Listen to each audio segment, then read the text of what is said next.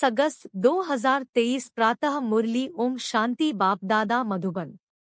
मीठे बच्चे, पवित्र रहने की कसम लेना ही सच्चा रक्षाबंधन है। बाप कल्प में एक ही बार यह राखी तुम बच्चों को बांधते हैं। प्रश्न: पवित्रता की प्रतिज्ञा करने वालों को भी योग में रहने का इशारा क्यों मिलता है? उत्तर: क्योंकि योग की शक्ति से ही वायुमंडल को शांत बना सकते हो। सारी दुनिया को शांति का वर्षा देने का उपाय ही योग है। तुम बाप को याद करते हो विश्व में शांति फैलाने के लिए। जितना बाप को याद करेंगे उतना माया का असर नहीं होगा। बाप का यही फरमान है, बच्चे अशरीरी भव। गीत। भैया मेरे राखी के बंधन को निभाना। ओम शांति। बेहद के बाप का बच्चों प्रति फरमान है कि अशरीरी होकर रहो, अर्थात अपने को आत्मा निश्चय कर इन कर्मेंद्रियों से अपने को अलग समझो। यह शरीर डिपेंड करता ही है आत्मा के ऊपर। आत्मा अलग हो जाती है तो शरीर कोई काम की चीज नहीं रहता, जिसको फिर जलाया जाता है। जब आत्मा निकल जाती है तो जैसे मुर्दा किचड़ा हो जाता। किचड़ा होता है तो कहते हैं कि इस किचड़े को जला दो। आत्मा बिगर यह शरीर काम का नहीं है। तो अहम आत्मा इमार्टल है। यह शरीर जो पाठ बजाने लिए मिलता है, यह विनाशी है। आत्मा निकल जाती है तो यह शरीर कोई काम का नहीं रहता, बदबू हो जाती है। शरीर के बिगर आत्मा साइलेंस रहती है। बाप समझाते हैं, तुम्हारी आत्मा का स्वधर्म है साइलेंस। तुम जानते हो हम आत्मा वास्तव में परमधाम की रहने वाली है। परमपिता परमात्मा भी वहाँ रहते हैं। जब कोई दुख होता है तो बाप को याद करते हैं, मुझे इस दुख से छुड़ाओ। आत्मा ही सुख दुख में आती है। बहुत सन्यासी आदि हैं जो कहते हैं आत्मा निर्लेप है, परंतु नहीं, आत्मा में ही खाद पड़ती है। सच्चे सोने में सिल्वर पड़ती है तो सोना 24 कैरेट से 22 कैरेट बन जाता है। सच्चे सोने में खाद डाल देते हैं तो जेवर मुलम्मे का हो जाता है। आत्मा ही मुख्य है। आत्माओं का बाप है परमपिता परमात्मा। वही आकर इस समय बच्चों को कहते हैं, अब शरीर का भान छोड़ दो। मैं आत्मा हूँ, बाप के पास जाता हूँ। हम हैं पांडव। पांडवों का प्लान यह है, पहले यादव यूरोपवासी, फिर कौरव और यह है पांडव। बरोबर महाभारी लड़ाई लगी और फिर जय जयकार हो गया। यह राजयोग है ही नई दुनिया स्वर्ग के लिए। पांडवों की जय जयकार हुई और सब खलास हो गए। जय जयकार होती ही है सतयुग में। राखी का त्योहार भारतवासी मनाते हैं। राखी बांधते हैं। अभी यह बच्चे जानते हैं राखी एक ही बार बांधते हैं, जो फिर हम 21 जन्म पवित्र रहें। तो जरूर कलयुग अंत में राखी बांधने वाला चाहिए। राखी कौन आकर बांधते हैं? कौन प्रतिज्ञा कराते हैं? स्वयं बाप और जो उनके वंशावली ब्राह्मण है। सच्चे सच्चे ब्राह्मण तुम हो। ब्राह्मण ही राखी बांधते हैं। बहन भाई को बांधे यह भी झूठी बनावट है। बुजुर्ग लोग जानते हैं, आगे ब्राह्मण ही आकर धागे की राखी बांधते थे। वह कोई ऐसे नहीं कहते कि तुमको पवित्र रहना है। पवित्रता को वह जानते ही नहीं। तो यह राखी उत्सव जरूर संगम पर हुआ है। कितना वर्ष हुआ? 5000 वर्ष।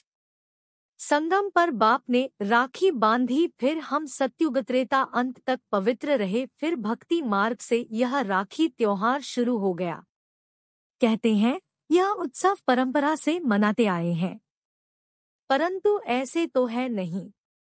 5000 वर्ष में हम एक ही बार राखी बांधते हैं। जब द्वापर से पतित बनते हैं तो वर्ष वर्ष राखी बांधते हैं, क्योंकि अपवित्र बनते हैं। जैसे वर्ष वर्ष रावण को भी जलाते हैं, वैसे वर्ष वर्ष राखी भी बांधते हैं। वास्तव में इनका अर्थ तुम समझते हो। बाप आकर कहते हैं, बच्चे प्रतिज्ञा करो। राखी बांधने से कुछ नहीं होता है। यह तो कसम उठाया जाता है कि बाबा हम अभी पवित्र रहेंगे। तो ड्रामा में इन उत्सवों की नूंद है। सत्युग त्रेता में राखी बांधने की दरकार नहीं रहती। वह है ही वॉइसलेस वर्ल्ड। इस समय अपनी है चढ़ती कला। फिर तो उतरना होता है। हम फिर सतो प्रधान देवता बनेंगे। ब्राह्मण कहते हैं हम अभी ईश्वर की संतान है, फिर देवता बनते हैं। बनाने वाला है परमपिता परमात्मा। मनुष्य से देवता निराकार परमपिता परमात्मा बनाते हैं। मनुष्य नहीं बना सकते। उन्होंने मनुष्य का नाम डाल दिया है। श्री कृष्ण को भी द्वापर में ले गए हैं। तुम पतित से पावन कलयुग अंत में बनते हो। फिर सतयुग आना है। अगर द्वापर में आए तो फिर कलयुग का नाम गुम हो जाना चाहिए। यह रॉन्ग बात है। जब रॉन्ग हो तब तो बाप आकर राइट बनाए ना। अभी सब झूठे हैं। झूठी माया, झूठी काया। बाप आकर बच्चों को सच्चा बनाते हैं। सत्युग त्रेता में कभी झूठ बोलते ही नहीं। यहाँ तो पाप करते झूठ बोलते रहते हैं। पाप आत्माओं को पुण्य आत्मा तो बाप ही बनाएंगे। जैसे दीपमाला पर सारे वर्ष का हिसाब किताब चुकतू करते हैं ना। तुम्हारा फिर आधा कल्प का जो पापों का खाता है वह भस्म होता है और पुण्य का खाता तुम जमा करते जाते हो। यहाँ ही जमा करेंगे तब 21 जन्म लिए फल मिलेगा। बाप को याद करने से ही विकर्म विनाश होंगे। नया कोई पाप नहीं करना चाहिए। पुराना खाता खलास करना है। बाप को बतलाते हैं कि बाबा हमसे यह पाप हुआ।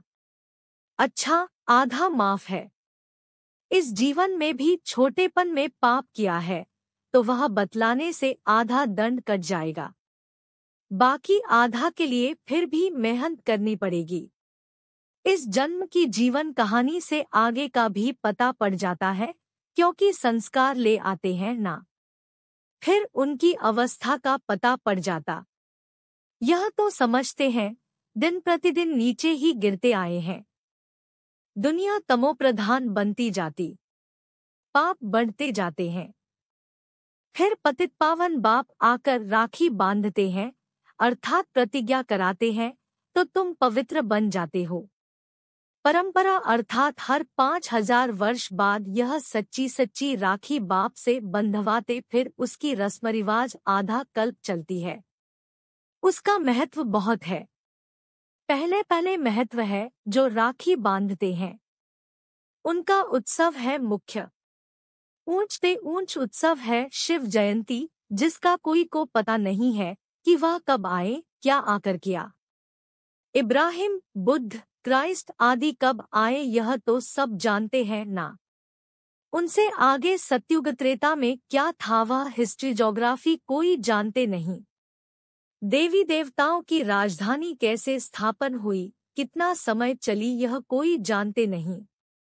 मुख से कहते हैं सतयुग के लक्ष्मीनारायण सर्वगुण संपन्न, 16 कला संपूर्ण निर्विकारी थे। लक्ष्मीनारायण तो हुए महाराजा महारानी। उन्हों का बचपन भी चाहिए। बच्चों का किसको पता नहीं है। राधे कृष्ण को फिर उल्टा द्वापर में ले जाते हैं। यह मनुष्यों की अपनी कल्पना है। सतयुग की आयु भी लाखों वर्ष लिख दी है, इतनी तो होनी नहीं चाहिए। खुद भी कहते हैं 3000 वर्ष बिफोर क्राइस्ट बरोबर देवी देवताओं का राज्य था। तो फिर सतयुग को इतने वर्ष क्यों देते हैं? सहज बात है ना। परंतु माया पत्थर बुद्धि बना देती है, जो बिल्कुल ही भूल जाते हैं कि हम देवी देवता थे। नंबर 1 ही जब नारायण बनता तो उनको यह ज्ञान नहीं होता। ज्ञान प्रायः लोप हो जाता है। बाप कहते हैं अभी तुमको ज्ञान देता हूँ मनुष्य से देवता बनाने का।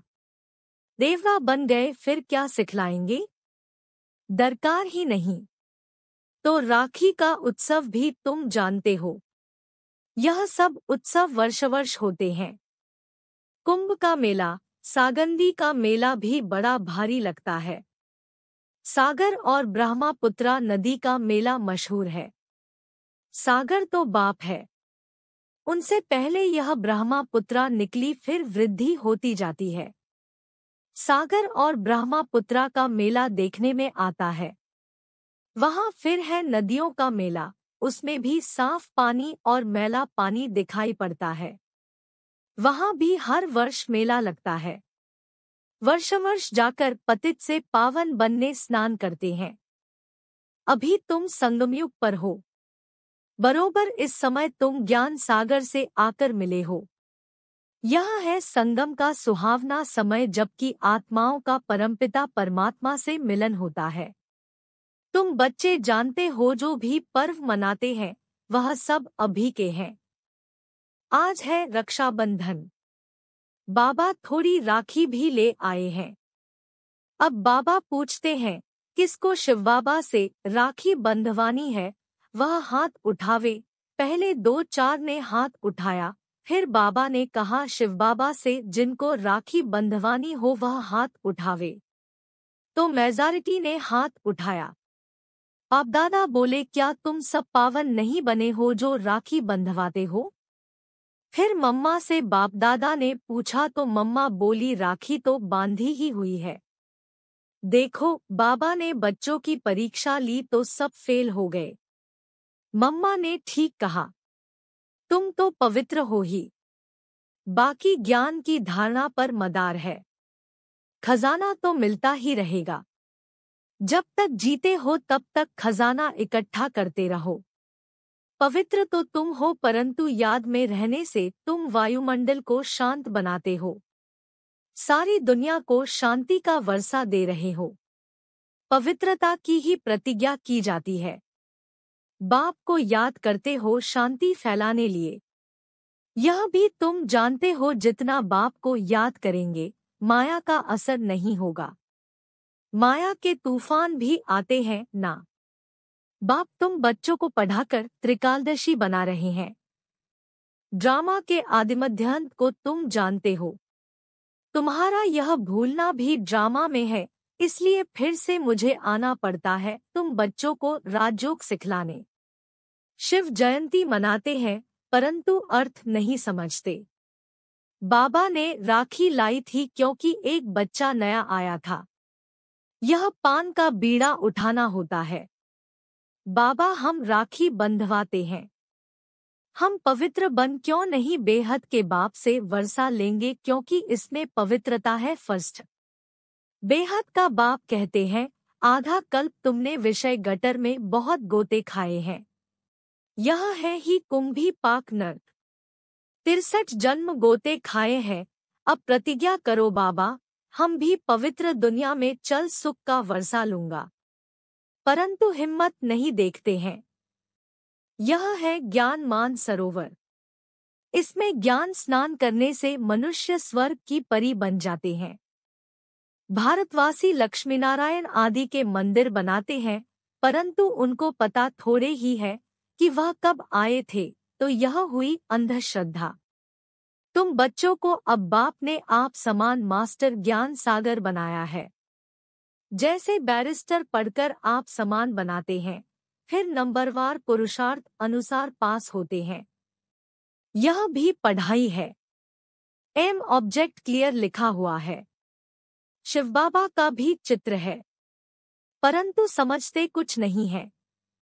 गाते हैं पतित पावन सीताराम। यह है ही रावण संप्रदाय, इसलिए बाप कहते हैं अपनी शक्ल देखो 16 कला संपूर्ण निर्विकारी हो। अपने को आत्मा निश्चय करते हो। तुम्हारी आत्मा का बाप कौन है उनको नहीं जानते तो तुम नास्तिक ठहरे। फिर नास्तिक लक्ष्मी को कैसे वरेंगे? तुम जानते हो बरोबर हम बंदर संप्रदाय थे। अब हम श्री नारायण को वरने लायक बनते हैं। बाप कहते हैं मैं तुमको माया रावण के राज्य से लिबरेट करने आया हूँ। फिर रावण का बुत कभी जलाएंगे ही नहीं। यह समझने की बातें हैं। जितना पुरुषार्थ करेंगे उतना अच्छा वर्षा पाएंगे। बाबा बता सकते हैं तुम इस समय के पुरुषार्थ अनुसार क्या बनेंगे।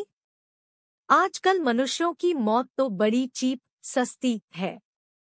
वहां तो समय पर आयु पूरी हुई झट मालूम पड़ेगा। हमको यह चोला छोड़ दूसरा नया लेना है। नई नई आत्माएं आती है तो पहले पहले उन्हों की महिमा होती है, फिर कम हो जाती है। सतो रजो तमो से हरेक को पास करना पड़ता है। बाबा आकर सतो प्रधान बनाते हैं।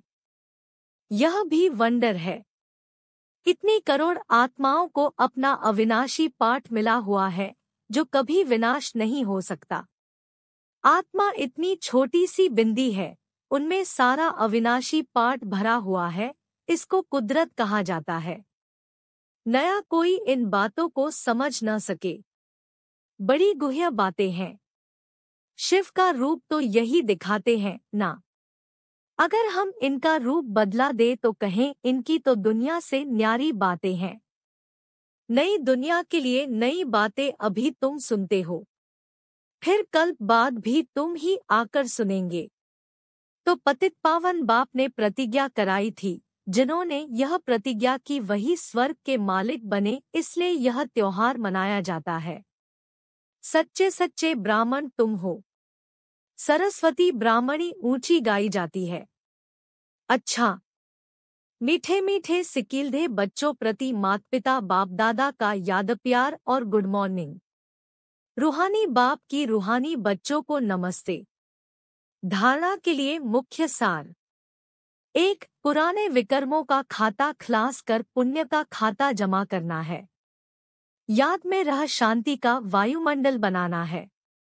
2. पवित्रता की प्रतिज्ञा कर पवित्र रहने की सच्ची राखी हरेक को बांधनी है।